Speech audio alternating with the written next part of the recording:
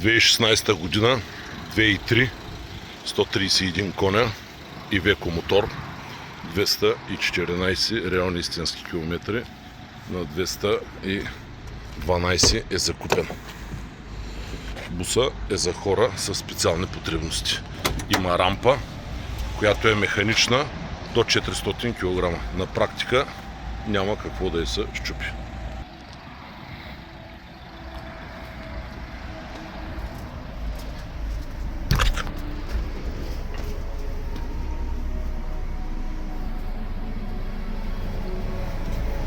Климатроник, автоматична скоростна кутия, 6-степенна